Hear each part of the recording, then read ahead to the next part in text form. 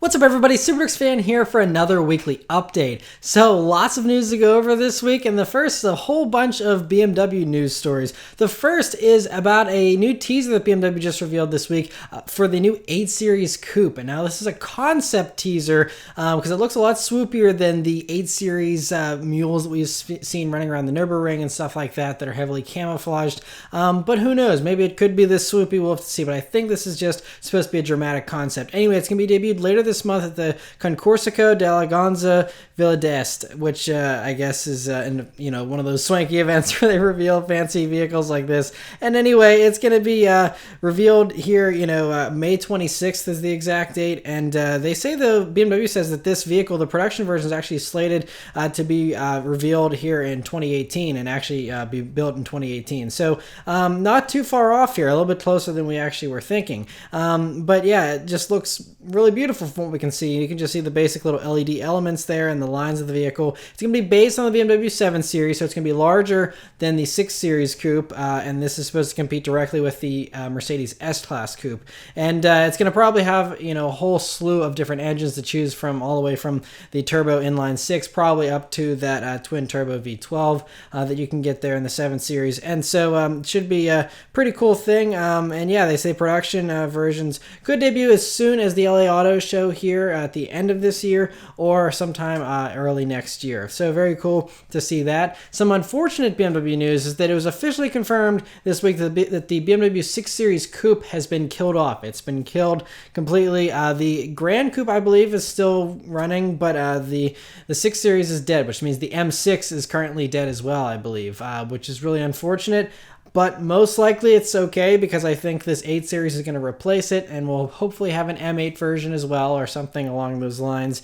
But yeah, unfortunate to see the 6 Series die off though, because that was really a staple here for a long time, and it's got a long history. So maybe they'll bring that back, but for now, the 6 Series is dead.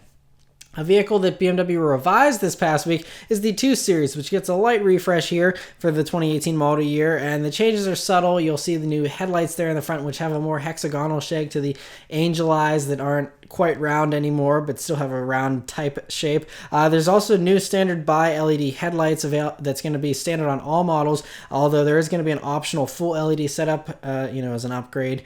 And but yeah, the kidney grills are a little bit bigger, the air intakes are a little bit larger.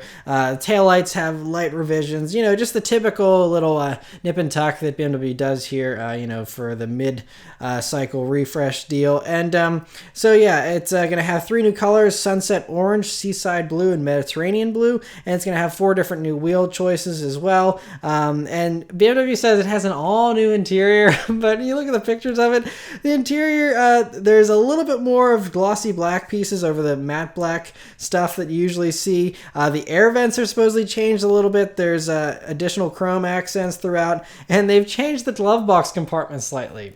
All new interior. I just thought that was kind of funny. One big deal, though, that actually is pretty awesome about these revisions here is that the 8.8-inch display that you get with the navigation package here for the 2 Series, that now has touchscreen functionality. So you don't have to use the iDrive controller anymore, which is huge. And hopefully this is a signal that BMW is going to be slowly giving up on the iDrive controller and just going over to touchscreen like the rest of the world has been doing. Obviously all the other Germans still use their controllers, but I think this is hopefully good news that everyone's saying, hey, maybe if all of our phones are going to be touchscreen, maybe our infotainment system should be as well. And I know that might be a little bit more distracting, but now that, all these 2 Series are now going to have Apple CarPlay available as well. And with Apple CarPlay, it's supposed to mimic your phone. So it's kind of odd to be using Apple CarPlay with a rotary dial instead. So I think this makes sense. And so we'll keep our fingers crossed it doesn't distract people too much. Other updates, they're going to have wireless charging now and Wi-Fi hotspots available here on the 2 Series as well. So cool to see that. Now the 5 Series gets some updates here as well for the 2017 model year that we've already had on sale here for for several months. But they're adding a new entry-level model. The 520i is going to be available in July. That's the 2-liter turbo gas engine that has 184 horsepower and the 8-speed automatic. And it's not a fast vehicle, 0 to 67.8 seconds. But again, it's the base model. What do you expect? And then there's also going to be 2 new diesel engines, and I believe these are coming to the United States, but I'm not 100% sure. One is the 2-liter diesel that does 231 horsepower and 369 pound-feet of torque. And then there's a bigger 3-liter diesel that's called the 540D, and that does 320 horsepower. Now, xDrive is going to be an option as well here on 2 additional models, the 520D that I just mentioned, and the 530 now is going to be available with all-wheel drive, which is good to see there. And those will all be available in the summer of 2017 here. So that's cool. There's also a few other little customization options available now for the 5 Series as well. So that's all the BMW news. Next, the big exciting thing is it seems like Dodge still isn't done knocking our socks off here with the Hellcats and Demons and whatnot. So we saw the Demon recently. It's awesome. Everyone's all excited. Now, there's this Widebody Hellcat that shows up and is spied. And it's definitely a Hellcat. It's got Hellcat badges. It's not a Demon, but it's wearing the Demon's wide body. And so everyone's kind of scratching their head at what this could be. Now, it has the Hellcat hood. And, you know, everything else is Hellcat. It's just those fenders, basically, which could mean 2 different things. First, it could mean the Hellcat is getting a performance boost as well, since the Demon's going to be a little more limited and more track-focused, you know, for drag strip. Maybe the Hellcat gets some of those same improvements, maybe with a cool air conditioning, cooling, or, you know, some of the other things, maybe the little bit wider wheel setup and stuff like that, and that's why it has the wide body. The other more optimistic possibility is this could be all-wheel drive. We now know with the Jeep Trackhawk that they have an all-wheel drive system that can handle the 707 horsepower.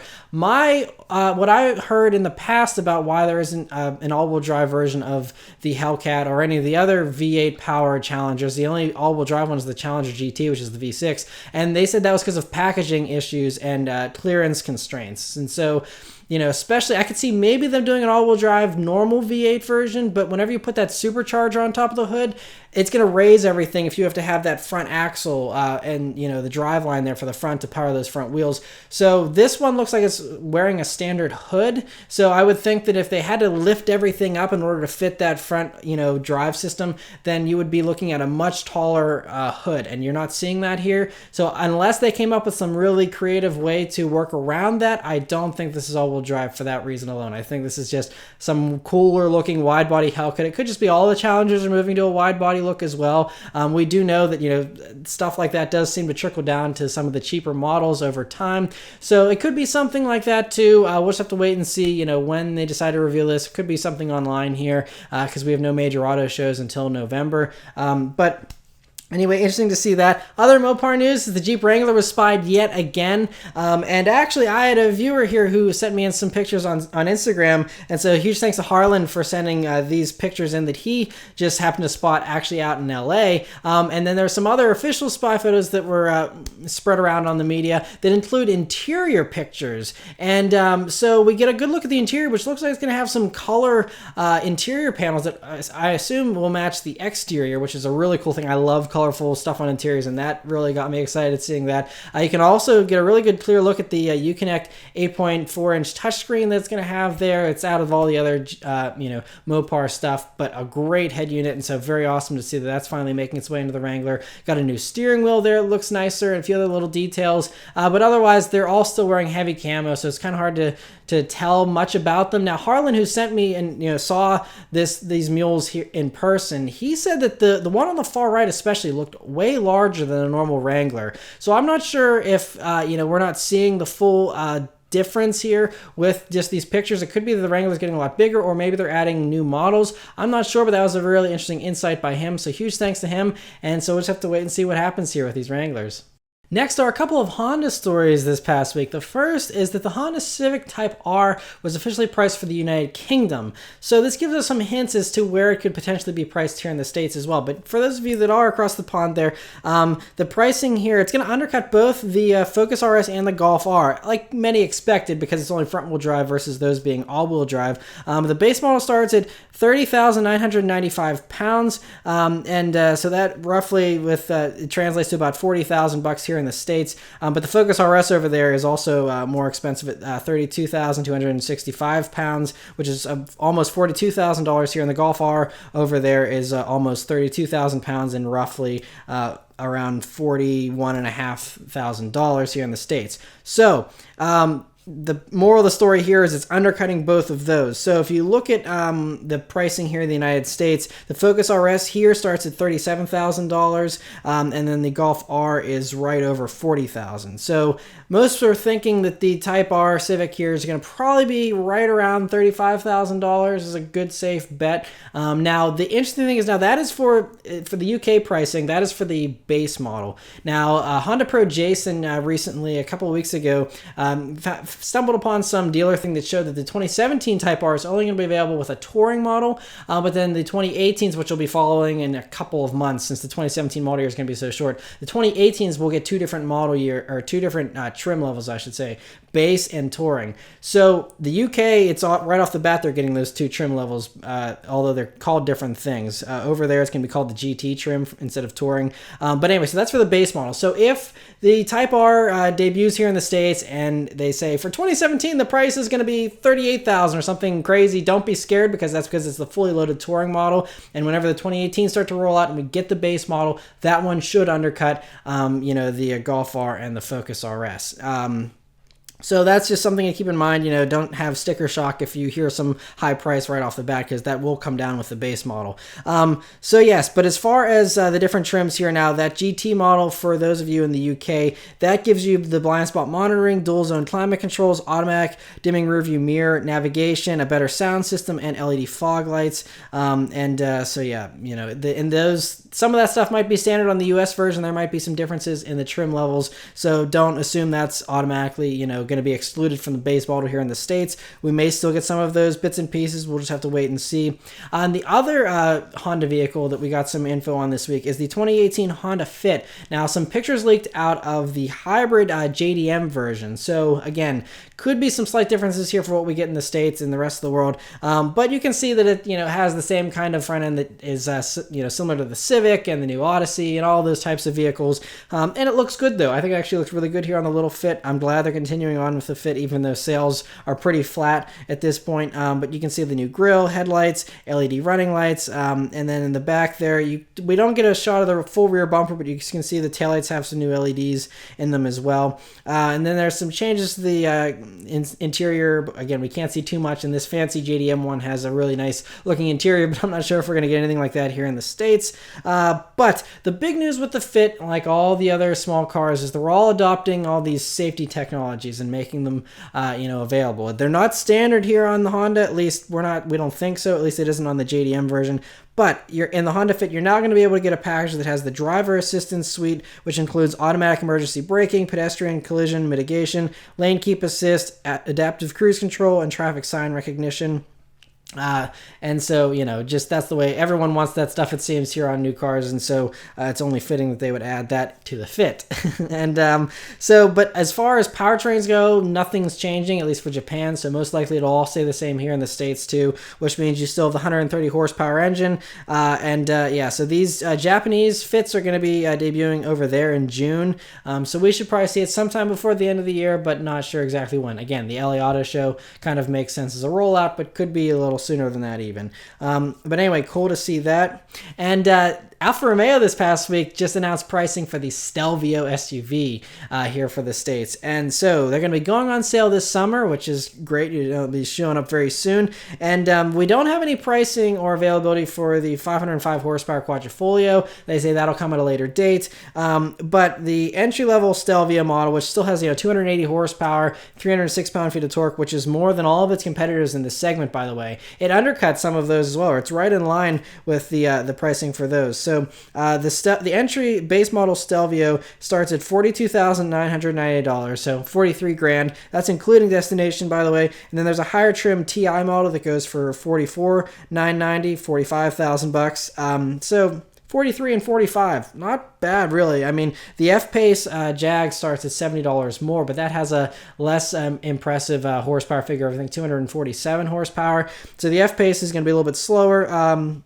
And then the BMW X3 is a little cheaper. That one's only around $41,000, but it doesn't come standard with all-wheel drive like the Stelvio does. So that's kind of why there's a price difference there between those. But yeah, and it comes standard with leather seats, keyless entry and starting, rear view camera, 7-inch infotainment screen, and 18-inch wheels. Now, if you go the extra $2,000 for the TI trim, then you get 19-inch wheels, real wood trim, which is a nice touch, an 8.8-inch infotainment screen, heated seats, and heated steering wheel. And then there's a sport package you can get for both models as well, which gives you a sportier suspension setup, different steering wheel, which has those large metal paddles that are pretty awesome, that are aluminum pedals, and all that kind of stuff. There's also a luxury package you can add on as well. But yeah, so pretty impressive pricing, I have to say. I think that's hopefully they sell really, really well. I mean, I know the Giulia, I don't think it's been flying off store shelves, but it has been doing decently well. But I really hope the Stelvio is a smash hit to really cement Alfa Romeo back here in the States and help them to be profitable for a long time to come. So fingers crossed for that. I think they certainly have set themselves up for success here with the Stelvio, because it's a pretty good price for what it is. And a couple Mercedes stories here this past week. The first is that the AMG GT Sedan was spied yet again. This time it's looking really aggressive with some wider wheels there, and just looks very, very mean and menacing, and should be quite a force to be reckoned with whenever it finally goes on sale. And then another vehicle that was spied here by Automotive Mike, who has a YouTube channel, and spied this wagon on the Nürburgring. And it looks like an E63S wagon, but it's got wider fenders, which is glorious. I mean, the E63 wagon already is probably like my dream family car, but then to have this wide body version, I don't know. I mean, it's camoed up, so we can't tell too much, but it basically looks like it just has wider fenders, and it also has the same wheel and tire setup as that AMG GT Sedan that was just spied as well. So not sure what that really means, but very exciting. Some people are saying this could be a Black Series version. They could be bringing that back from a few years ago, or it could be, they could call it an E63R, since the Mercedes AMG GT R, and this could be like a really racy version, but it's a wagon, so I feel like it's not going to be too racy, but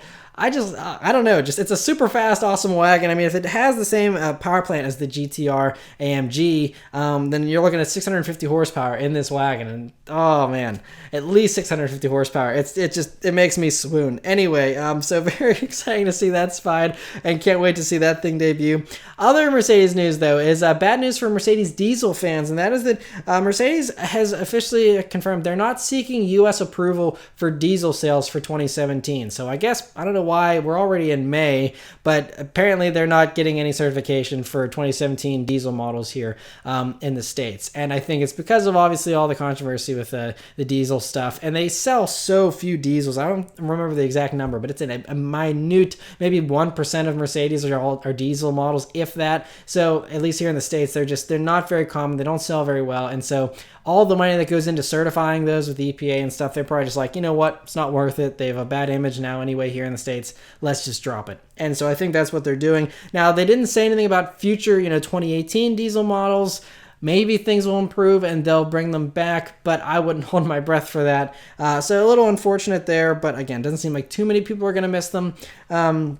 But speaking of diesel stuff, Volkswagen had their annual meeting here this past week, and a couple interesting tidbits came out of that by some comments that were made. The first is that they confirmed that the new Volkswagen Jetta is going to be starting production in December. Now, we haven't even seen test mules or camouflaged versions of the new Jetta yet, so we have no clue what they're planning with the new Jetta, but they said they're going to be starting to build them in December, so it wouldn't be too far away. And so we probably, I guess, should expect some kind of debut, probably at the LA Auto Show in November, I guess, or sometime online randomly. But anyway, so interesting to hear that. I mean, the Jetta, I think it hasn't been completely redone since 2011, so it's due for a refresh, or a completely new model, I should say, and so that's, I think, what they're working on. The other Volkswagen news that's not so great, though, is there's talk about them killing the Beetle. Now, they haven't confirmed it, but there's talk that they're going to consider killing the Beetle and the Scirocco. Now, we don't get the Scirocco here in the States. That's only for, the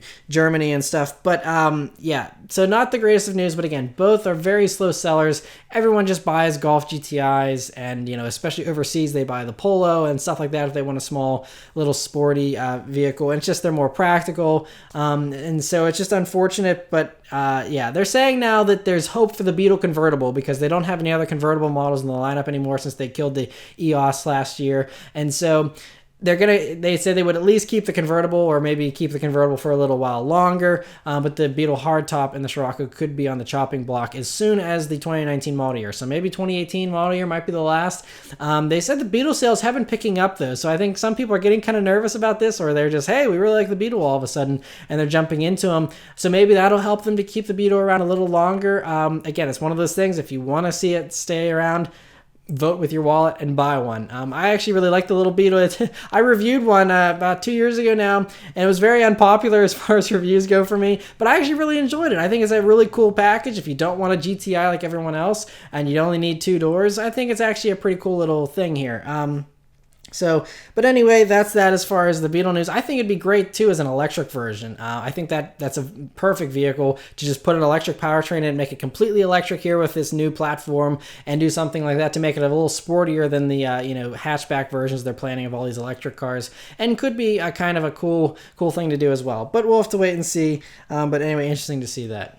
Another retro car that is not on the chopping block, thankfully, is the Mini. We just saw this past week some new spy shots of the Mini Cooper and Cooper S that were spied running around here, and they have a little bit of camouflage on them that really shows that the changes are going to be very, very minor, and they're probably going to be limited to new headlight designs, a slight change to the hood there maybe in the back, kind of slight changes to the rear bumper a little bit, and the rear lighting and stuff like that. Again, minor changes, but it's as long as they keep making them, I'm happy. I think the Minis are still really cool, even though mine didn't treat me very well. But yeah, so as far as what's under the hood of these Minis, that could be the biggest change here for this new one that they're developing here. It's going to probably have some kind of revised turbo motor that should be a little bit more efficient, as well as possibly a little more powerful. So yeah, cool to see that. And of course, they're going to probably have some new paint and wheel options and stuff like that for a typical refresh like you usually see. So cool to see that. Now, for some interesting Porsche vehicles that were spied here this past week. The first is what looks like a version of the Cayman GT4 that was spied testing on the Nürburgring. And this looks pretty cool. Now, it's going to probably have the same Mark II revisions you see in the 718 Caymans, but thankfully, the rumors are saying this is going to stay naturally aspirated 6-cylinder and stay manual. There may be a PDK option, but there will be a manual, it seems, almost certainly. And so what motor will be in this thing? Now, it could just be you're going to continue on with the 3.8 and stay unchanged, which would be perfectly fine, and just have the updated tweaks to the styling to bring it in line with the rest of the 718 Caymans. But there are rumors that, because we saw a leaked dealer document a couple of months ago that showed a Cayman GT4 RS model name. And so this could be what we're seeing here. It could be a GT4 RS. There's rumors of them doing a detuned version of the 4-liter 6-cylinder out of the 911 GT3, putting that in here. It'd be over 400 horsepower, higher redline, all that kind of good stuff. We'll just have to wait and see. It's all rumors here, but at least they're working on something, and so good to see they're continuing to build those. And the other Porsche that was spied this past week was the refreshed Macan. And again, very slight tweaks. You can see really it's limited to headlights, which are cleverly covered over so they look like the current headlights, and then taillights in the back, which again have the tape coming over them there to make it look like the old taillights, but in fact they're new taillights there. And you can see there's a strip that's blacked out, but that will most likely reflect a similar kind of rear LED strip that you're seeing on the 718, the Panamera, and now even on the new 911 that was spied running around. It has I think all Porsches are going to have that rear LED strip now that goes across the entire length of the back end there, and I think that's what you can expect here for this refreshed Macan. And so cool to see that. Other changes are all up in the air, and who knows what we'll see. I'm sure there'll be other improvements, but that's all we can see here from these spy shots. And another vehicle that was spied was the Range Rover Evoque, or a new version of it. Now, this is a rough mule and looks mostly like the current Evoque, which is why I think it looks like the wheelbase is altered slightly, so I think this is just a body that they put over top of this new powertrain that they're testing. It's probably going to use the new version of the Ingenium 2-liter turbo 4-cylinder engine that has been used here in the new Jags and whatnot, and so that's most likely what's going to be under the hood. Now, there could be a performance version, stuff like that, but yeah, so it looks like it's still in the early stages here, but it does look like they're working on a new Evoque, which is cool to see. And finally, for the last story this week, Chevy was spy testing the 2019 Silverado yet again, and it's still wearing heavy camouflage just like the last time we saw it. We do see a little bit more this time. You can see there's LED strips there in the front of the headlights, and the headlights look like they're a little more angled, I think, than in the past. But again, this is just a refresh, and they're always pretty careful with their redesigns. They don't do anything too drastic usually, which is good. And so other things you can see, though, there's a new exhaust setup as well in the back there. So there's rumors that they're testing new engine options, and there's been all kinds of things as far as what kind of engines they could be putting in it. And there's also heavy camouflage on the sides and everything, and so there's rumors they could be adding more aluminum to make it lighter as well, which should certainly help with efficiency. And then you can also see in the interior, they didn't pull the covers over, so you can see everything there on the interior for the most part, including what looks like a nicer steering wheel and what looks like a slightly larger infotainment screen there in the center, and a few other little tweaks to it as well. And so overall, looks like good changes all around. But yeah, so that's it for all the news this week, guys. So let me know your thoughts in the comments below, and thank you guys very much for watching, and I'll see you next week. Take care.